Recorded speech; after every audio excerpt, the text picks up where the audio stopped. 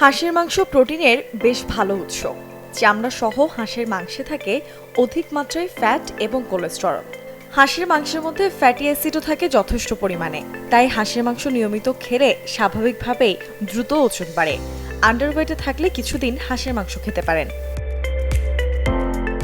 শীতকালে এই মাংস খেলে শরীরের তাপমাত্রা উষ্ণ রাখতেও সাহায্য করে।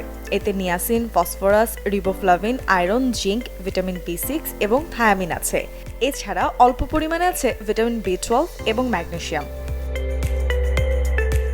আছে বেশ কিছু খনিজ উপাদানও, যার মধ্যে অন্যতম calcium, iron, phosphorus, sodium, zinc, copper, magnesium এবং সেলেনিয়াম। এই উচ্চ খনিজ পদার্থ শীতকালে গলা ব্যথা থেকেও মুক্তি দেয়। বিদেশ থেকে দেশে রেমিটেন্সের টাকা আসে নিরাপদে। তাই আজই আপনার আপনজনকে বলে রাখুন, রেমিটেন্সের টাকা যেন শুধু নগদেই পাঠায়।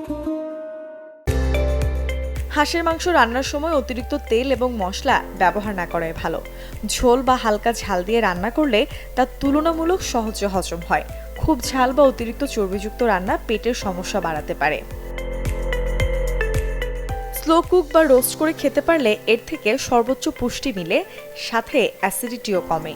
চাইলে ওভেনে বেক করেও খেতে পারেন। হাঁসের মাংস হজমের সময় লাগে, তাই দিনের বেলায় বিশেষ করে দুপুরে খাওয়া তুলনামূলক ভালো।